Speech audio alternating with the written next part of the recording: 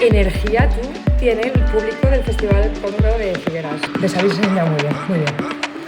Impresionante.